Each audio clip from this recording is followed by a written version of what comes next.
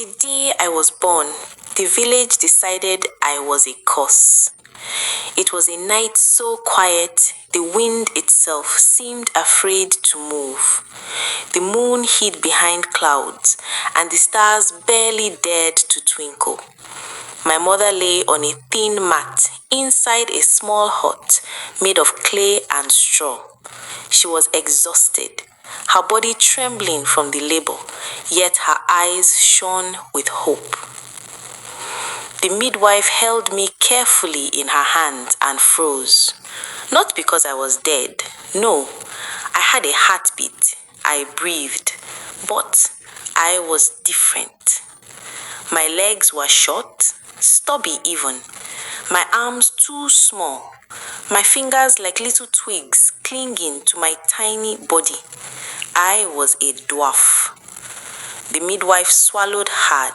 She whispered almost to herself, "This child will bring trouble." My mother's voice shook, but it was filled with love. "I do not believe in curses," she said softly, but the whispers of the elders outside had already begun. By sunrise, the village elders had gathered, their faces lined with age and suspicion. Women stood with folded arms, lips pressed tight. They did not ask my mother how she felt. They did not pray or wait for answers. They only judged. "Children like this are signs," one muttered. "Nothing good comes from them." And that was the day my life began as a curse. From my first steps, I was rejected. Other children ran past, laughing, shouting names. Mothers pulled their children away. Even the goats seemed to sense that I was different. They avoided me, giving me suspicious looks as if I were a shadow of bad luck. When I tried to play, the boys called me names. Little stump, tiny cuss, small potato. I learned early that silence hurt less than arguing. My mother, poor woman, became an outcast too. She could not sell her goods at the market. At the stream, women whispered, casting sideways glances. At night, she cried softly beside my small mat, trying to hide her tears. I would hear her whisper into the darkness, "One day, maybe one day, they will see." I remember my first real fall. It was during the rainy season. I had tried to jump over a puddle, proud and determined, but my small legs betrayed me. I slipped and fell flat into the mud. I looked up, drenched, covered from head to toe, and then I saw the goats. They were parading past me, kicking mud in every direction, as if mocking my failure. I couldn't help myself. I laughed, not because it was funny, but because, for the first time in a long while, I felt alive. Later, I would fall many more times. Each time, the village children would giggle, and I would stand, mud dripping from my hair, grin back at them and make a bow. Some of the older boys even rolled their eyes and muttered, "That little stump has nerve." Sometimes humor is only shield against cruelty. Hunger came quietly. Many nights, my mother and I slept with empty stomachs. I would hear her whisper to the shadows, "I only wanted a child. I did not ask for shame."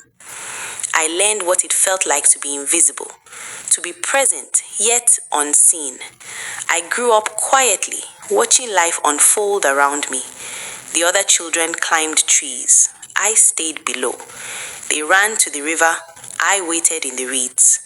Sometimes I would sit for hours and imagine myself tall, strong, a hero in the stories I heard from wandering storytellers. But when I looked down at my small arms and legs, I felt the weight of the world pressing on me. School was worse. I was ignored by teachers and mocked by classmates. Even the village dogs seemed to bark louder at me when I passed. And yet, I survived. I learned small victories. The day I caught a frog with my tiny hands, I felt powerful. The day I managed to climb a small fence, a boy twice my size stumbled over me instead, and the villagers laughed. I laughed with them, not at me, but at the absurdity of life. Sometimes humor is the only shield against cruelty. As I grew older, the whispers never stopped. Cursed boy, nothing good comes from him. Mark my words, trouble will follow. Sometimes I would answer back, not with anger, but with questions. Why me? What did I do? No one ever replied. They only shook their heads or spat. And still, I learned to observe, to notice things others missed. A bird perched on a roof, a snake in the grass, a shadow moving strangely. The village thought I was insignificant, but sometimes the smallest can see the most. Then disaster came. The river dried, crops withered, children fell ill. Even the elders could not fix it. Panic spread like fire. One night, the oldest man in the village gathered the council. He whispered trembling words. The prophecy, the child born different, mocked and rejected, will rise when darkness threatens, and the village will find salvation in that child. All eyes turned to me. The same eyes that once spat at me, mocked me, ignored me, now searched my small body for hope. No, someone shouted. He is cursed. But 3 children collapsed that night. 1 elder died. Desperation has a way of changing minds. The villagers came to our hut at dawn. The same people who spat at our door now stood quietly, heads bowed, eyes wide with fear. My mother stepped in front of me, trembling. "No," she said firmly, "you will not touch my child." The oldest man knelt, voice shaking. "We were wrong. Please help us." I stepped forward, my legs short, my body small, but my voice did not shake. "You rejected me," I whispered. "You called me cursed." Silence. "But I forgive you." They led me to the sacred shrine.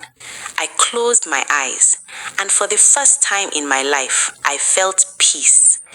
The wind rose, clouds gathered, rain poured, rivers filled, plants drank deeply, the sick began to breathe. The villagers fell to their knees, not before me, but before the truth. Sometimes the smallest body can carry the heaviest blessing. Even then, life had its humor. One elder soaked in mud slipped and fell. He looked up, furious and embarrassed.